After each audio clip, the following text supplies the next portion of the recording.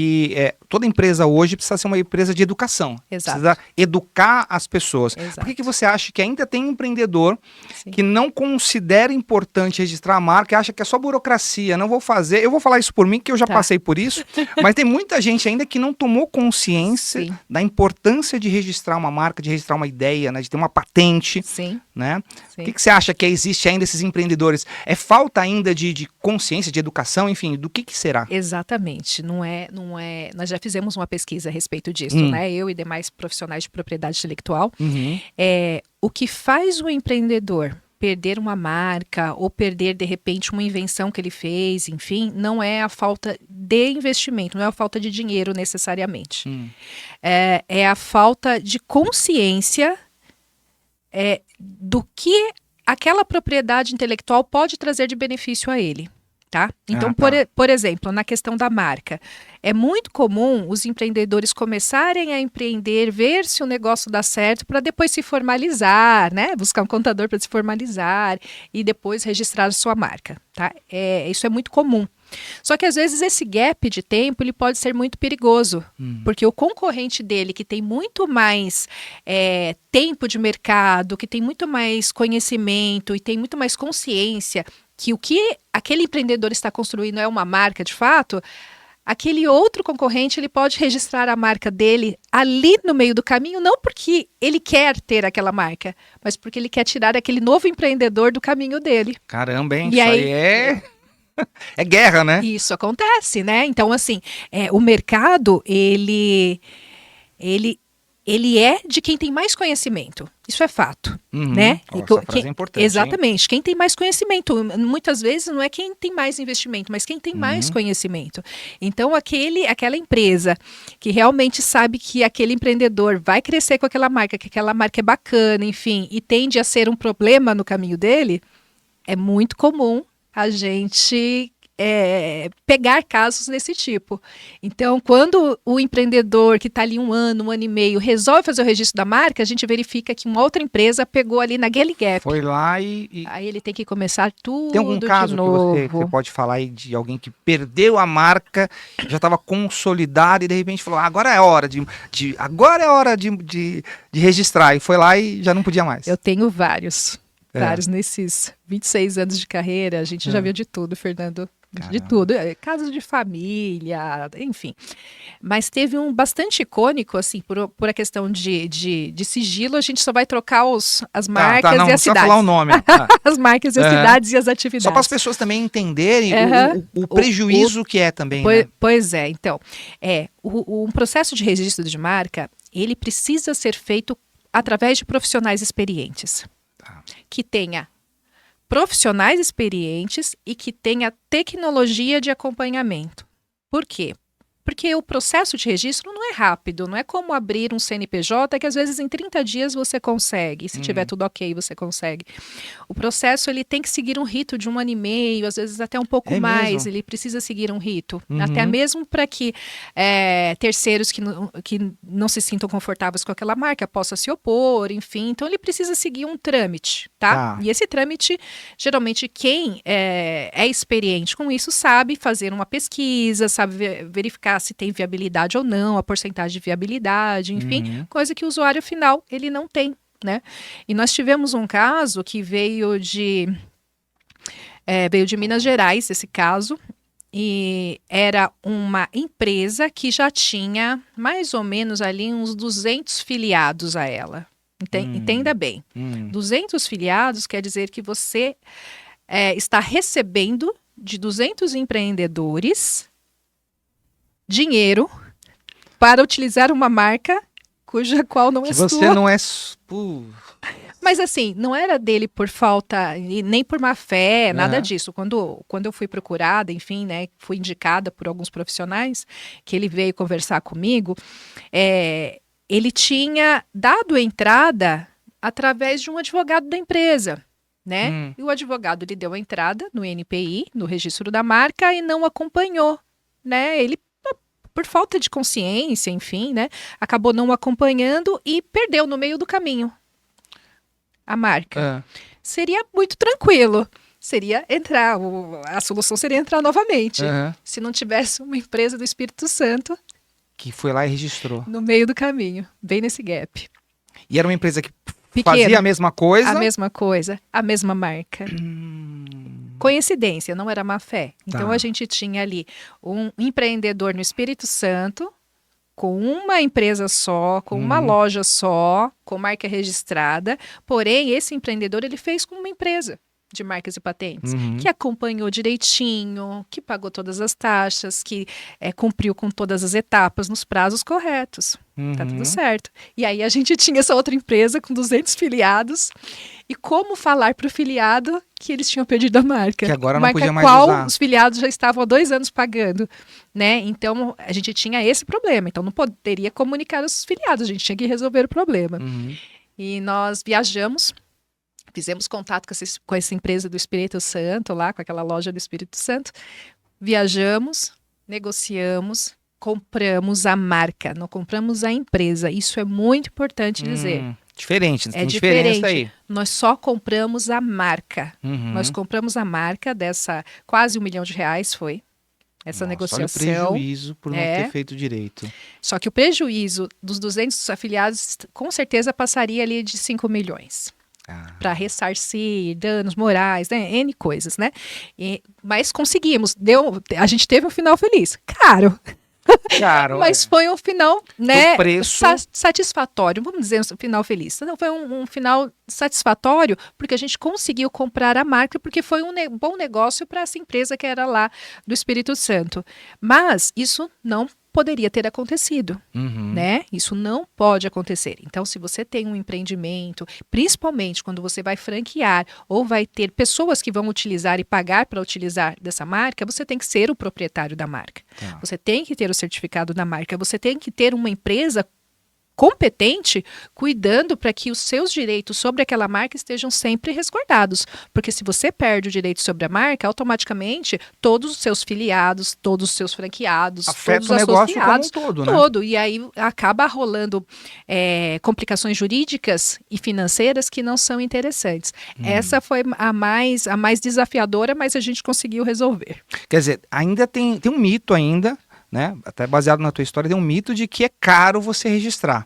Como é que quebra esse mito? Só a tua história já quebrou, porque você fala assim, cara, porque tem gente que fala assim, não vou gastar agora, porque, né, como você falou, meu negócio está começando, deixa eu começar a faturar primeiro, aí quando sobrar um dinheiro eu vou lá e registro. Como se fosse uma coisa que fosse só um acessório, quando na verdade, talvez seja uma das primeiras coisas que você precisa fazer, né? Exato.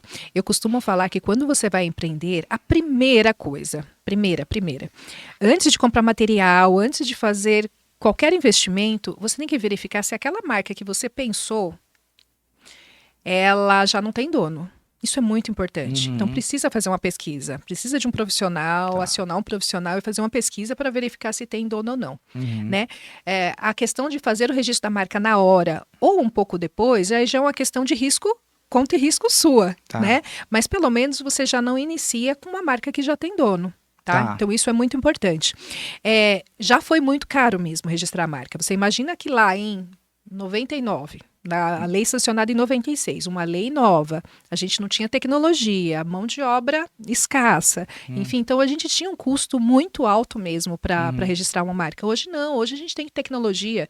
Eu acompanho mais de 12 mil processos hoje de registro, que antes eu precisaria de mais ou menos umas 50 pessoas quando... Lá em 2000, 2001, eu tinha 50 pessoas para acompanhar. Hoje eu acompanho com tecnologia e inteligência artificial, eu acompanho com 14 profissionais. Então, assim, fica mais barato, fica mais em conta e fica mais acessível. Mais acessível e fica mais barato, por exemplo, do que fazer um site, um processo de registro de marca. Para que você tenha uma propriedade, né? Que dura 10 anos e você vai renovando a cada 10 anos. Então, é extremamente acessível. O que falta, de fato, é informação ou o discernimento mesmo do empresário de saber o quão é importante ele ter a propriedade de uma marca, porque ele é marca. Né? Então, qualquer empreendimento que você faça, você está fazendo em cima de uma marca. Então, se ela não é sua... E se você perde todo o seu empreendimento, todo o seu investimento. Você falou de marca, né? Hoje em dia a gente vive na era dos influenciadores, onde nós somos a nossa própria marca. E como que funciona isso?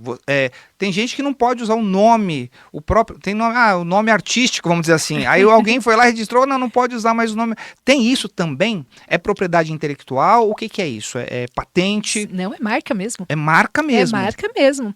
Quando você vê influenciadores assim, Enaldinho, é marca. Ele está registrado como marca mesmo. É uma e marca. Produções, classe 41, produção de conteúdo, etc. Ele já virou uma marca.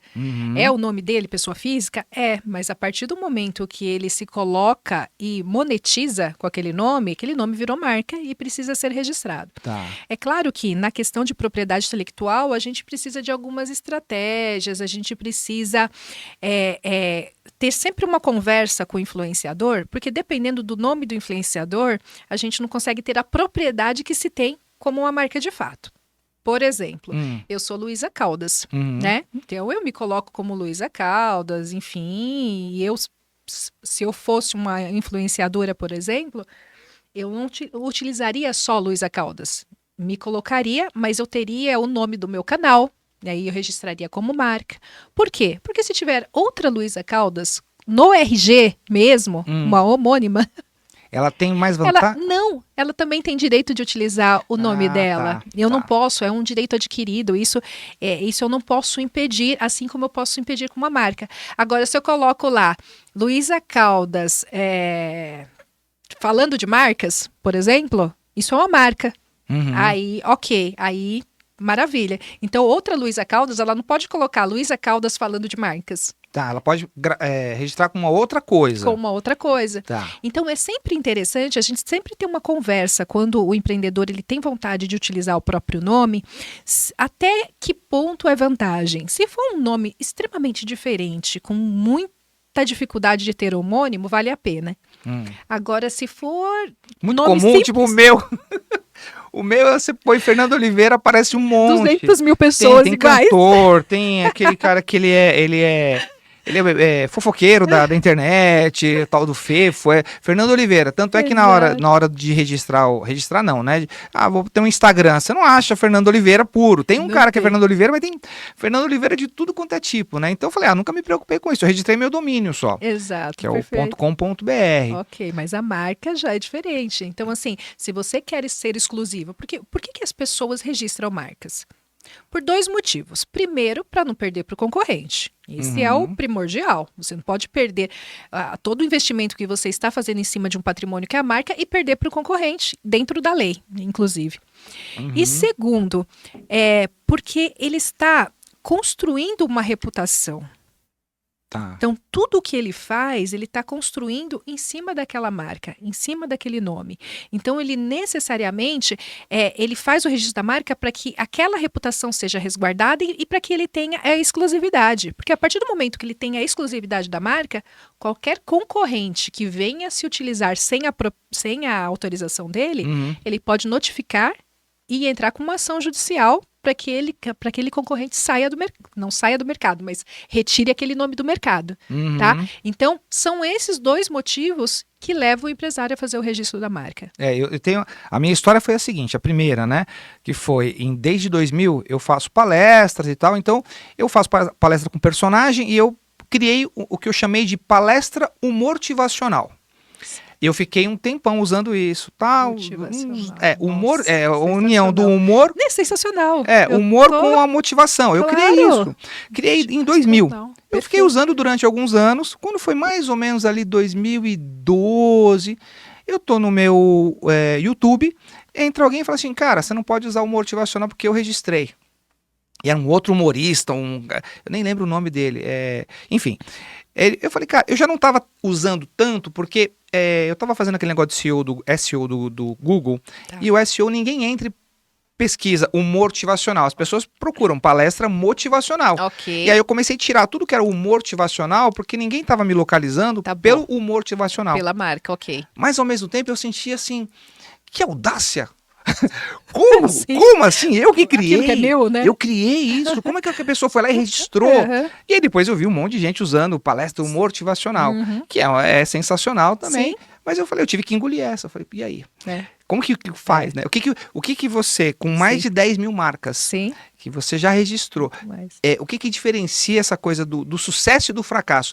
É isso? É falta do cuidado, né, Fernando? Porque você até comentou agora, eu nem estava utilizando tanto, tá? Dependendo do caso, você poderia até ter vendido essa marca. Então, vamos supor, você registrou, né? Você não deixou para lá como você deixou no início, como você deixou para lá, a marca pertence a quem primeiro registra. Então, mesmo que a pessoa veio depois, que ele tenha vindo até de má fé, infelizmente a gente não tem o que fazer. Ele fez o que é correto, que é registrar a marca e tomou a propriedade e te notificou a mudar de marca. Ele fez o correto. Ele fez o correto. Supondo que a marca fosse sua e ele tivesse interesse na sua marca, ele poderia ter feito uma oferta de compra para você. Olha só. Fernando, eu tô vendo que você não está utilizando essa marca tanto, enfim... Eu tenho interesse, eu quero investir nessa marca, eu tenho projetos aqui.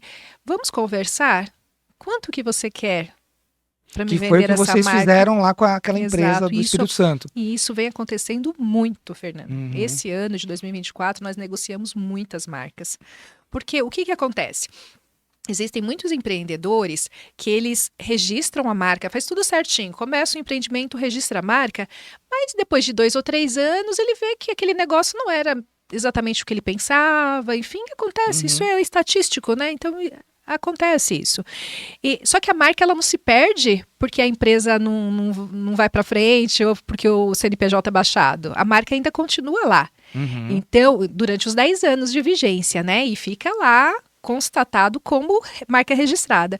Então, se algum empreendedor ele tem interesse em comprar uma marca já registrada e não tem tempo de passar por um processo de 1 ano e meio, ele pode vir na pessoa que não está utilizando e fazer uma oferta de compra. E passa por vocês. Pode passar por nós ou direto com o empresário. O que tem que passar por uma empresa de propriedade intelectual é o trâmite de fazer o processo, tirar de uma pessoa ou de uma empresa e passar para outra. Esse procedimento tem que ser feito e tem que ser muito bem feito, até mesmo por uma questão de segurança, né? Mas essa conversa pode ser uma conversa de 2 pessoas e a gente faz essa homologação de transferência. Tá. Mas isso acontece muito. Então, se você tivesse, de repente, feito lá o registro da marca e ele tivesse oferecido um valor que para você fosse interessante na época, ele teria pago e você teria lucrado com aquela marca. Simples assim.